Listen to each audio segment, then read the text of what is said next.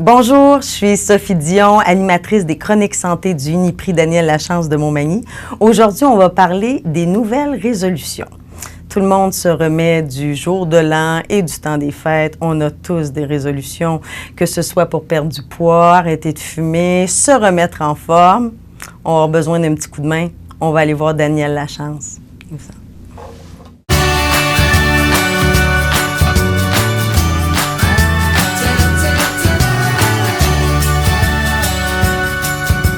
Allô, Daniel? Salut Sophie. Ça va bien? Bien sûr, ça va. C'est bien remis du temps des fêtes? Bien sûr, bien sûr. Est-ce que tu as des bonnes résolutions?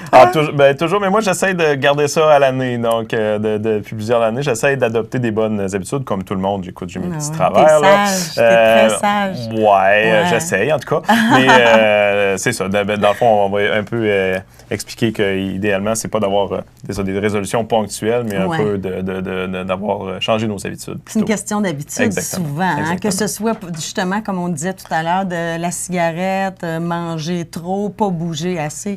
Tout ça, c'est une affaire d'habitude, en fait. En fait, c'est que la plupart des gens sont conscients, dans le fond, que leurs habitudes sont peut-être pas les meilleures. Puis c'est un renouveau, hein, le jour de l'an, tout ça. On veut modifier des choses. Puis les gens là, disent, ils partent l'année en disant, je ferai plus ça, je vais faire ci, je vais faire ça, je vais arrêter de fumer, là, je vais bouger, là, je vais... Beaucoup de... Puis c'est correct, là, d'avoir la bonne volonté. Cependant, l'important, c'est que ça soit réalisable, puis que ça soit maintenable dans le temps. Mais comme aussi. tu dis réalisable, est-ce que ça se peut... Moi, souvent, en tout cas, j'essaie de plus en faire. Je suis pas sage comme toi. Moi, j'ai réglé ça. J'en fais plus de résolution.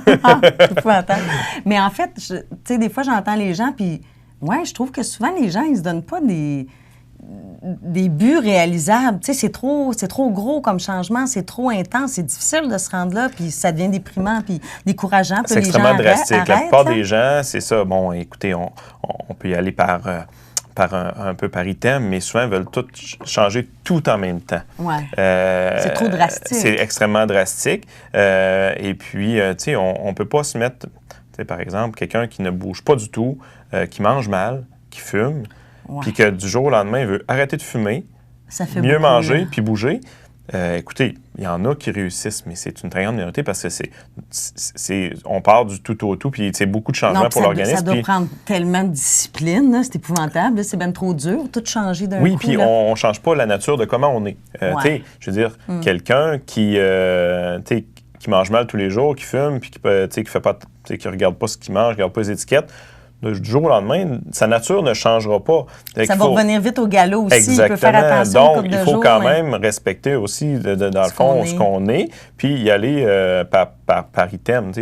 Choisir, commencer par une chose, puis après ça, on passe à une autre, si ça va bien, puis intégrer ça dans notre vie. Souvent, les gens, ils voient très gros, puis ils ont plein de bonne volonté. Ils veulent tout changer. Sauf qu'évidemment, ils ne sont pas en ligne avec comment ils sont eux-mêmes. Puis si leur vie l'ont mené comme ça jusque-là, c'est parce qu'il y a une raison. Donc, c'est de respecter un peu que... Puis des fois, on a des styles de vie ou des genres de vie aussi qui permettent difficilement... Tu sais, ça va ensemble. La vie va vite. Aussi, la vie va vite pour tout le monde. Puis donc, d'intégrer des nouvelles habitudes dans un quotidien qui va déjà vite. Souvent, on revient vite à nos anciennes habitudes parce que, de changer d'habitude, ça demande plus de temps, plus d'efforts. Puis souvent, on revient dans quelque chose dans le fond, qui fitait avec notre day-to-day, même si c'est nocif. Donc, déjà, une bouchée à la fois, c'est déjà compliqué, donc on est mieux de le faire comme ça. Fait que déjà, toi, le truc que tu nous donnerais c'est d'avoir des buts peut-être plus petits, plus réalistes? Exactement. Oui, c'est correct d'être ambitieux, mais dans une certaine mesure. Donc, il faut que ce qu'on vise, qu'on soit capable d'y arriver, parce que sinon, c'est décourageant, c'est démotivant. Les gens se rendent compte vite que c'est too much, que c'est trop pour ce qu'ils sont capables. Puis là, je suis pas capable, je serai jamais capable de le faire. Ouais. Donc, il faut avoir des victoires pour être motivé à en avoir d'autres. Donc, si on n'a jamais de victoire et qu'on n'atteint pas nos objectifs parce qu'ils étaient trop ambitieux, on va être découragé puis on va laisser tomber. Là. Donc, oui, il faut être ambitieux, mais jusqu'à une certaine mesure où il faut quand même que ce soit réaliste. OK. Fait que c'est un bon truc aussi pour garder la motivation puis réussir à se rendre Parce qu'on au bout réussit à quelque chose, mais là, on se dit, regarde, ça, je l'ai eu. je suis content, on a réussi à faire ça. C'est motivant. C'est comme quand, mettons, pour la perte de poids, tu en perds un petit peu. Tu sais, le début, c'est dur, là, mais un coup que tu commences à en perdre, là tu t'ambitionnes, puis là, tu veux aller comme quand tu es en forme, tu te rends compte que finalement, tu as jogué puis que tu te sens mieux, bien, tu as envie de courir plus. Exactement. Tu vois ta vitesse augmenter, tu sais, là, je cours plus vite que je faisais. Moi, je fais mon parcours plus rapidement que je le faisais. Écoute, je vois un gain. Là, c'est motivant, tu veux y aller. Donc, c'est un peu ça. C'est d'avoir des petites victoires pour, après ça, avoir. Puis, c'est du long terme. Il ne faut pas vouloir tout changer en un court terme parce que les bénéfices sont à long terme. Donc, c'est ça. Puis, c'est sûr que, bon, après ça, les choses sont on peut les séparer. Il y a l'arrêt tabagique qui est là, qui est une résolution hyper fréquente. Plus souvent, là, la perte de poids, puis l'exercice. Exactement. On souhaite toute bonne santé au jour de l'anniversaire. Exactement, c'est ça. Donc, on pourrait les décortiquer puis y aller par comment on peut aider les gens aussi, parce que nous, on est là comme professionnels de la santé pour un petit peu guider les gens là-dedans. Puis, écoutez, les résolutions aussi, il y a une équipe marketing dans beaucoup de domaines là-dedans qui profite de cette période-là aussi pour vendre des produits, vendre des régimes. Et puis, on a tous des coachs de vie maintenant aussi là, qui vont aussi, que ça coûte très cher, qui vont... Donc, il faut quand même être prudent aussi parce qu'il y a une machine en arrière de ça. C'est facile de se faire avoir. Puis, il y a des choses qui sont bien faites pour voir des résultats rapides, mais qui ne sont pas maintenables dans le temps. Donc, c'est un peu dans tout ça qu'on peut déterminer les gens. Il n'y a pas de de ce que je comprends. Les miracles n'existent pas. Désolé pour ceux qui croient. Là. Mais il y a une part d'effort, il y a une part de changement d'habitude. Puis, il faut viser des résultats à long terme et non pas des résultats rapides. Mais les gens veulent souvent voir des résultats rapidement. Puis accessibles, pas trop gros. Puis, vous autres, ton équipe, là, puis un pharmacien, de quelle façon qui peut nous aider? J'imagine qu'il faudrait qu'on isole chacun des problèmes. On va isoler chacun des problèmes. Évidemment, par exemple, pour des consultations qu'on a fait très fréquemment après les fêtes, c'est pour l'arrêt tabagique. C'est correct de vouloir arrêter de fumer. Puis il faut profiter du momentum où la personne est décidée. Parce que la première arme pour arrêter de fumer est entre les deux oreilles. C'est la volonté. Donc, dans le fond, c'est une dépendance qui est extrêmement, qui est extrêmement forte, la cigarette, parce qu'il y a une dépendance, physique, mais aussi qui est associée aux habitudes. Donc, une dépendance psychologique extrêmement forte. Aux activités. Qui est associée à des plaisirs. Prendre un verre, manger. Après avoir mangé, sociabiliser. Donc, c'est souvent présent dans toutes les habitudes que les gens ont qui sont positives. Donc, c'est quelque chose qui est extrêmement difficile à se débarrasser. Puis, ça stimule un peu ce qu'on appelle le circuit de la récompense au cerveau. C'est que la nicotine amène une sécrétion de dopamine au cerveau qui est extrêmement forte, donc qui est très addictive. Donc, ça amène un sentiment de bien-être aux gens. Donc, c'est extrêmement addictif. Donc, arrêter de fumer, c'est difficile. Ceci dit... Tu as un petit down, puis là, c'est dangereux de te jeter dans d'autres choses. Tu peux te on lancer peut dans la compenser. nourriture. Exactement. Bon, évidemment, pour ceux qui engraissent beaucoup après avoir été fumé, arrêter de fumer peut faire engraisser, mais il y en a beaucoup aussi qui compensent par la nourriture, tout ça. Mais nous, comme pharmaciens, on va prendre, on va questionner les gens, on peut prescrire les timbres, les gommes, les pastilles pour arrêter de fumer. Si c'est des choses qui ont moins bien fonctionné dans le temps, ça demeure toujours des aides. La première arme, comme je dis, c'est la volonté. Même si on prescrit des patchs à quelqu'un qui n'est pas convaincu qu'il va arrêter de fumer ou qui arrête parce que sa femme veut qu'il arrête, si lui n'est pas convaincu... S'il va fumer que sa patch, c'est pas mieux non plus. Non, on ne perdra pas l'habitude. Exactement. Ça va juste être encore plus de nicotine. Donc, il faut vraiment que la personne le fasse pour elle-même, qu'elle soit convaincue, qu'elle soit tannée, puis qu'elle veut arrêter de fumer pour elle, pas pour la femme, puis dire, regarde, elle veut que j'arrête de fumer, puis là, m'a acheté des patchs, elle va être contente, là. Ça ne marchera pas. Donc, il faut que la personne soit vraiment, c'est un choix personnel, puis il faut arrêter. C'est toujours un bon choix, ceci dit, là, arrêter la cigarette est une des seules choses qu'on a une relation de cause à effet avec le cancer, les maladies cardiovasculaires. C'est vraiment, s'il y a une chose, une résolution qu'on veut, qu'on est sûr, c'est l'arrêt tabagique, c'est la cigarette, en fait. Donc, arrêter de fumer, c'est toujours un bon choix, mais il faut que ça soit vraiment une volonté forte. Il faut que ce soit décisionnel de la personne. Ceci dit, après ça, on peut l'aider. Donc, que ce soit les patchs, les gommes, les pastilles, dépendant. Nous, on va questionner sur les habitudes, sur la quantité de cigarettes, sur les habitudes du fumeur.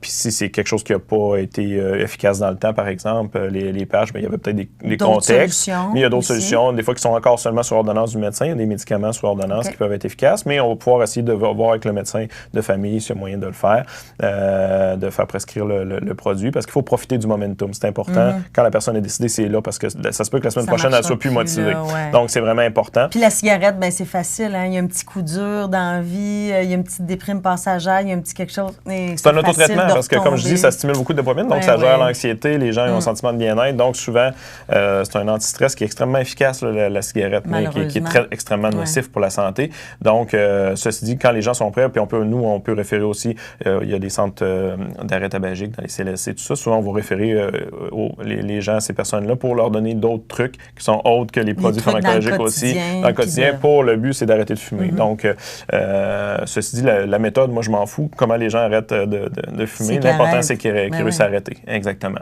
Fait que ça, c'est un des aspects que le pharmacien peut aider, évidemment, parce qu'on peut rattacher un produit. Puis les régimes, pouvez-vous aider là-dessus? Oui, les fameux régimes. En fait, quelqu'un qui dit qu'il fait un régime, pour moi, là, à moins que ce soit un régime, mettons, prescrit par un médecin, une personne diabétique qu'il faut qu'il y ait de quoi qui change drastiquement parce que sa santé est en jeu, il ne faut pas mettre tout dans ça. C'est une chose séparée, puis on n'embarque pas là-dedans. On parle vraiment de quelqu'un qui dit, moi, je fais un régime. Déjà là, en partant, pour moi, il y a quelque chose qui cloche. Il y a peut-être d'autres choses à régler avant de faire un régime. Bien, c'est qu'un régime, automatiquement, c'est quelque chose qui est restrictif. Donc, c'est frustrant en partant. Aussitôt qu'on restreint, oui, c'est ça. Puis, bon, c'est sûr que quelqu'un qui mange 4 assiettes à chaque repas, on va peut-être restreindre son menu. Je dis pas qu'il faut pas jamais restreindre. Ceci dit, qu'on dit régime, c'est que pour moi, c'est privation dans un laps de temps donné. Dans le fond, ce n'est pas quelque chose qui va être à long terme. Donc, c'est quelque chose qu'on fait pour un laps de temps donné, de couper beaucoup pour avoir des résultats rapides, mais c'est pas quelque chose qui va pouvoir être gardé dans le temps. Donc, déjà là, il y a un problème parce que, bon, quand on va reprendre nos vieilles habitudes, ça va revenir. Du monde qui font un régime, ils en perdent, puis dès que ils te revoient un an après, puis ils ont tout repris, même plus, des fois. Donc, ce qui est frustrant dans la perte de poids, c'est que oui, l'alimentation a un gros rôle. Il y a aussi l'exercice, on va y revenir. Mais c'est que les gens veulent perdre du poids rapidement. Sauf que ce n'est pas nécessairement santé de perdre du poids rapidement. Puis les régimes, souvent, il y a une grosse perte qu'on appelle hydrosodée, donc de l'eau puis du sel qu'on perd au début, parce qu'il est tellement restrictif. Donc, on perd beaucoup de poids les 2 premières semaines. Les gens disent, ça marche, ça.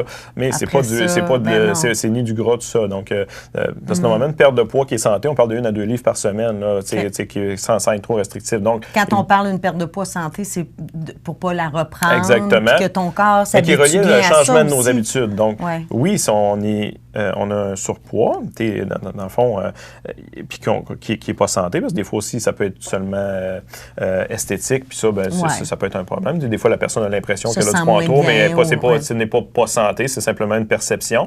Mais ceci dit, quand il y a un poids qui est là, un surpoids qui est nocif pour la santé, qui est à risque de diabète et tout, puis qu'on veut perdre du poids, mais évidemment, oui, il faut changer nos habitudes, mais il faut que ça soit quelque chose qu'on est capable de conserver alimentairement dans le temps. Donc, il faut pas que ce soit drastique. Donc, il faut quand même aussi on ait du plaisir. Manger, c'est un plaisir. C'est un des plaisirs de la vie. Donc, si le régime est tellement restrictif ou la manière de s'alimenter est tellement restrictive qu'on n'a aucun plaisir puis c'est plate. Qu'est-ce que ça donne? Ça donne rien. Il faut trouver une manière de mieux s'alimenter tout en gardant le facteur plaisir de manger, puis il faut se gâter une fois de temps en temps. J'imagine que c'est vraiment en lien aussi avec l'activité physique. L'un ne va pas sans l'autre. Bien, exactement. Donc, la perte de poids est beaucoup due à l'alimentation, mais aussi, c'est sûr que si on bouge, au-delà de la perte de poids, bouger, c'est pour la santé cardiovasculaire, c'est pour le bon vieillissement. L'activité physique amène pas juste une perte de poids, amène, dans le fond, un maintien de la masse musculaire, puis une augmentation de la santé cardiovasculaire, puis une augmentation de la longévité sans maladie. Donc, c'est pas juste pour le poids qu'il faut le faire. L'activité physique, c'est vraiment tout simplement pour une santé globale qui est meilleure. Mais ceci dit, c'est un peu le même principe. Il y a beaucoup de gens, qui ne s'entraînent pas du tout. Et puis là, tout d'un coup, ils vont 6 fois par semaine au gym. Puis, dans le fond, ça leur demande beaucoup de temps. Ben exactement. Fait que là, graduellement, parce que moi, quand j'allais à l'université, c'était drôle. À l'automne, j'étais tout seul dans le gym, on s'entraîne. 1er janvier, j'allais au PEPS. Le gym est plein. J'avais de la misère à avoir un vélo. Déjà, 2e semaine, il y avait un peu moins de monde. 3e semaine, rendu au mois de février, je ne cherchais plus les appareils. Puis au mois de mars, il n'y avait plus un chat. J'étais rendu tout seul encore à m'entraîner. C'est un peu ça. Donc, les gens, ils se mettent des objectifs très précis, mais très élevés, trop gros. Et puis, souvent, aussi, ils n'aiment pas ça. Ils n'aiment pas aller au gym. Donc, ils vont au gym, ils n'aiment pas ça. Puis, ils s'entêtent à...